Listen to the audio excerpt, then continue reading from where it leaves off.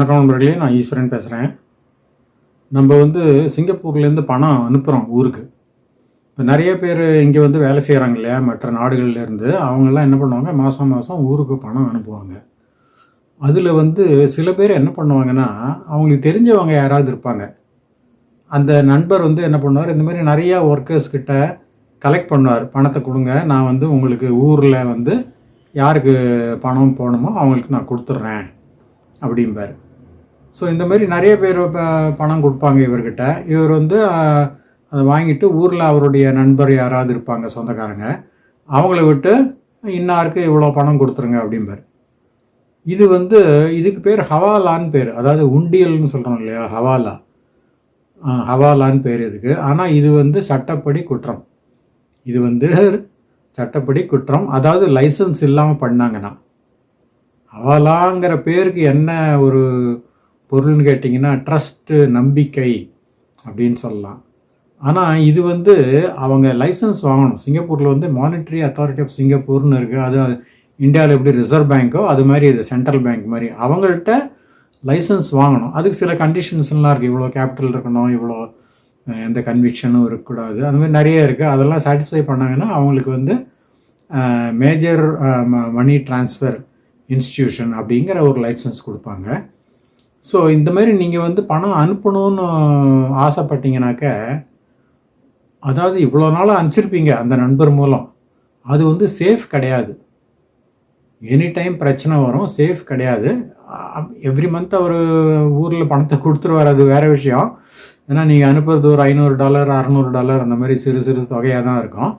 அதனால் you might be able to அங்கே distribute பண்ணிட முடியும் அவரால். இருந்தாலும் இந்த மாதிரி பண்ணுறது இல்லீகல் இது.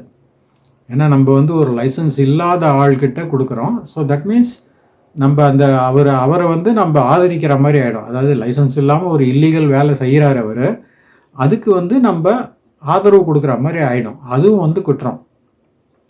ஸோ இதில் மெயின் பனிஷ்மெண்ட் அந்த மாதிரி நடத்துகிறவருக்கு தான். ஏன்னா அவர் லைசன்ஸ் இல்லாமல் நடத்தினார்னா அவருக்கு $1 லட்சம் மேலே ஃபைன் வரலாம். $1,25,000 வரைக்கும் வரலாம்.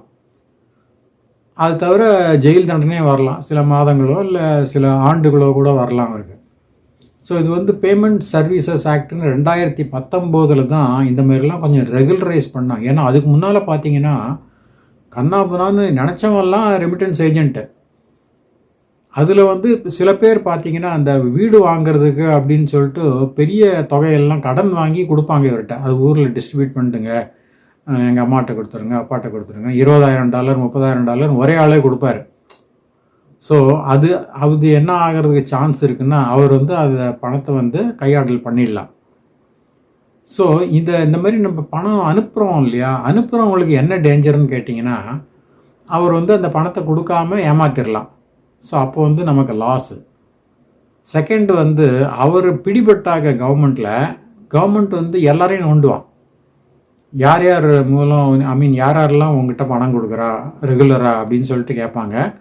இப்போ நீங்கள் கொடுத்தீங்கன்னா உங்களை என்கொயரி பண்ணோம். அஃப்கோர்ஸ் பெரிய பிரச்சனை இல்லை, கேள்வி கேட்பான். எதுக்காக கொடுக்குற, அவருக்கு லைசன்ஸ் இருக்கா இல்லையான்னு பார்த்தியா, எல்லாம் கேட்பான். அது நமக்கு பிரச்சனை ஆகிடும். சம்டைம்ஸ் ஏதாவது என்கொயரின்னு வந்ததுன்னா அது பணத்தை ஃப்ரீஸ் பண்ணிடுவான், அதை ரிலீஸ் பண்ண விட மாட்டான் கவர்மெண்ட்டில். அப்புறம் சம்டைம்ஸ் என்ன ஆகுன்னு கேட்டிங்கன்னா, அது கொஞ்சம் டிலே ஆகும் உங்களுக்கு. மேபி அவங்க செட்டில் பண்ணிட்டாங்கன்னா ஒரு 3 மாதம் 6 மாதம் கூட ஆகலாம். அது டிலே ஆகிட்டு அப்புறம் தான் உங்களுக்கு அந்த தொகை இந்தியாவில் கிடைக்கும். அந்த மாதிரி இருக்குது. ஸோ இதெல்லாம் அனுப்புகிறவங்களுக்கான ஒரு சிறிய இடைஞ்சல்னா சொல்லணும். நம்ம பெரிய ஆபத்து கிடையாது. ஆனால் இந்த பிஸ்னஸ் பண்ணுறவருக்கு தான் இந்த பெரிய ஆபத்து காத்திருக்கு. இதில் அடிக்கடி நிறைய பேர் மாட்டிருக்காங்க. அதாவது கொஞ்சம் வருஷம் முன்னால் 10 வருஷம் அதுக்கு மேலேன்னு பார்த்தீங்கன்னா நிறைய பேர் மாட்டிருக்காங்க. ஏன்னா அப்போல்லாம் இந்த ஆக்ட் இல்லை. இது 2019 தான் இந்த சட்டத்தை கொண்டு வந்தாங்க. இப்போ சமீபத்தில் பார்த்தீங்கன்னா ஒருத்தருங்க, அதாவது அவர் பேர் ராஜீவ் கிருஷ்ணமூர்த்தி அப்படின்னு பேர். ஐ திங்க் இஸ் 30+ நினைக்கிறேன். அவர் என்ன பண்ணியிருக்காருன்னா, லிட்டில் இண்டியாவில் எங்கேயோ ஒரு ஆஃபீஸில் ஒரு டேபிள் வச்சுருக்கார் போல இருக்குது.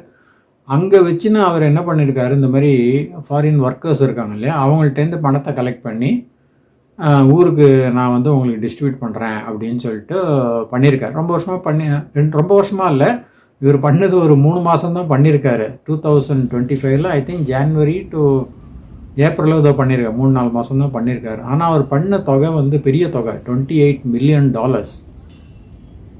$28 மில்லியன் வந்து அவர் இந்த மாதிரி ரெமிட்டன்ஸ் பண்ணியிருக்காரு வித்தவுட் லைசன்ஸ் இல்லாமல் பண்ணியிருக்காரு. அதனால் அவருக்கு வந்து $60,000 ஃபைன் போட்டாங்க. ப்ளஸ் ஏதோ சில மாதங்கள் வந்து சிறை தண்டனையும் கொடுத்துட்டாங்க. அதுக்கப்புறம் பார்த்தீங்கன்னா ஒரு 10 வருஷம் முன்னாலன்னு வைங்களேன், 2016 வாக்கில் ஒருத்தர் இருந்தார். அவர் பேர் ஜலாலுதீன் குலாம் ஹுசைன் அப்படின்னு பேர். அவரும் 36 தான் வயசு. அவர் வந்து இந்த மாதிரி தான் அந்த ஒர்க்கர்ஸ் கிட்டலாம் பணத்தை வாங்கி இந்தியாவில் கேஷாக கொடுத்து எல்லாம் ஹவாலா தான் பண்ணிகிட்டு இருந்தார், இல்லீகலாக வித்தவுட் லைசன்ஸு. அவர் பண்ண தொகை பார்த்திங்கன்னா $500 மில்லியன் மேலே. 500 மில்லியன்னா பாருங்கள், $50 கோடி நினைக்கிறேன். இது பண்ணிங்கன்னா $50 கோடி வந்து அவர் இந்த மாதிரி ஹவாலா டிரான்சாக்ஷன் பண்ணியிருக்காரு. அவருடைய ப்ராஃபிட் வந்து $5 மில்லியனுக்கு மேலே, $5,22,000 என்னமோ. இதுவும் வந்து பெரிய தொகை தான், 1% வருது அவருக்கு. அதனால் இதுவும் பெரிய தொகை தான். அதே நேரம் அவர் இன்னும் என்ன பண்ணுவார்னா, சிங்கப்பூரில் வந்து இந்த மாதிரி கேஷ்லாம் வாங்கிக்கிறார் இல்லையா, வாங்கிட்டு அதில் வந்து கோல்டு வாங்கிடுவாராம். கோல்டு வாங்கிட்டு அதை வந்து இந்தியாவுக்கு அனுப்புறது. அதாவது நாட் த்ரூ டிக்ளேர்லாம் பண்ணுறதில்ல, சும்மா ஒரு ஹேண்ட்பேக்லேயே இதில் உள்ளே வச்சு இந்தியாவுக்கு அனுப்புறது. அங்கே கொண்டு போய் விற்றுருவாங்க அவங்க ஆளுங்க. ஸோ அப்போ என்ன ஆகுன்னா கொஞ்சம் ப்ராஃபிட் வச்சு விற்பாங்க. அதனால் அதுலேயும் கொஞ்சம் கூடுதல் பணம் வரும். ஸோ அந்த மாதிரிலாம் பண்ணியிருக்காரு. இந்த வகையில் மாத்திரம் ஒரு மாதம் $8,000 மேலே சம்பாதிச்சிருக்காராம் இந்த மாதிரி கோல்டு விற்கிறதுல. ஸோ அவருக்கும் பிடிபட்டு அப்புறம் ஏதோ சில ஆண்டுகளோ ஏதோ கொடுத்துருக்காங்க ஜெயில் தண்டனை, எவ்வளோன்னு தெரியல நமக்கு. ஸோ இதெல்லாம் ரொம்ப ஆபத்துங்க, பண்ணுறவங்களுக்கு ஆபத்து. ஸோ இப்போ நம்ம ரெமிட்டன்ஸ் நம்ம அனுப்புகிறோம்னு வச்சுங்களேன் ஊருக்கு, அதுக்கு பெஸ்ட்டு வே என்னன்னு கேட்டிங்கன்னா, இப்போ வெஸ்டர்ன் யூனியன் இருக்குது, சேஃப், அது லைசன்ஸ்ட் பை மானிட்டரி அத்தாரிட்டி.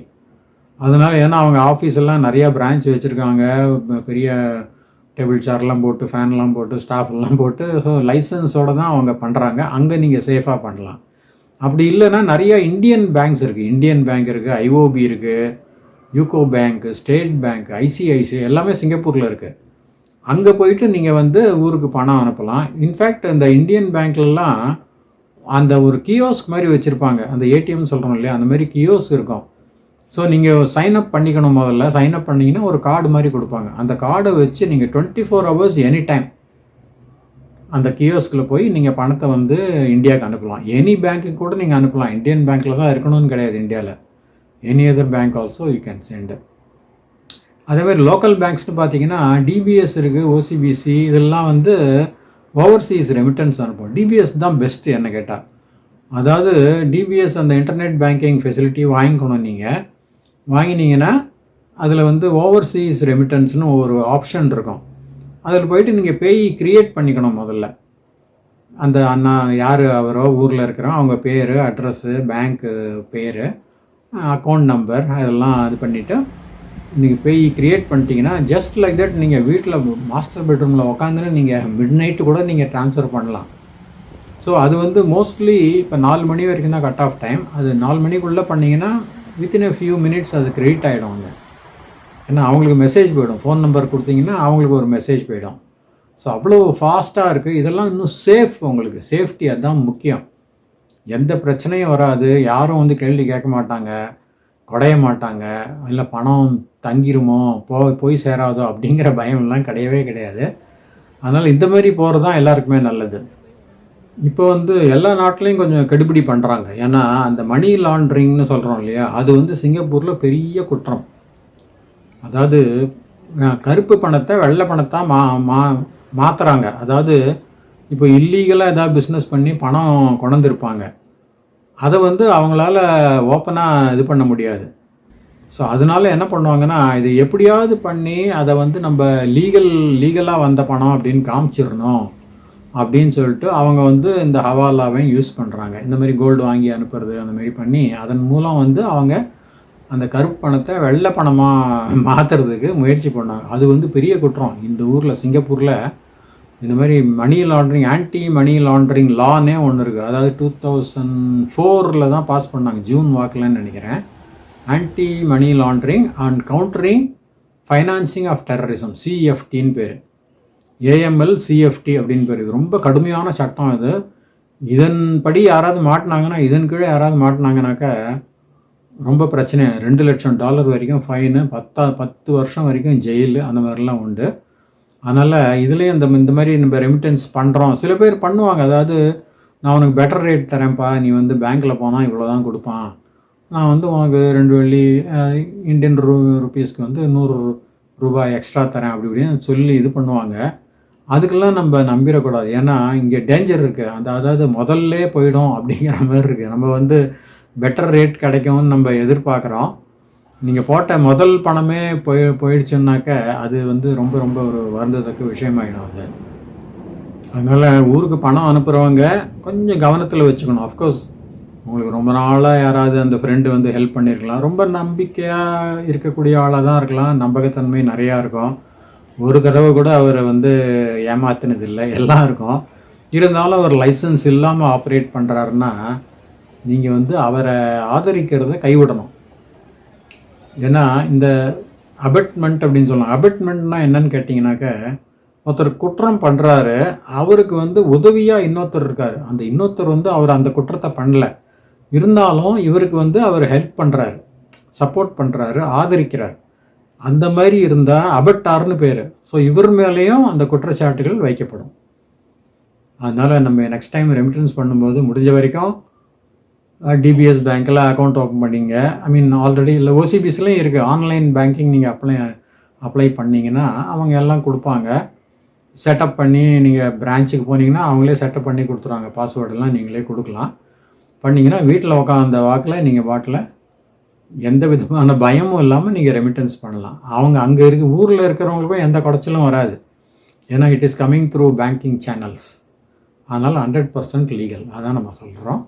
மீண்டும் இன்னொரு வீடியோவில் சந்திக்கலாம். நன்றி, வணக்கம்.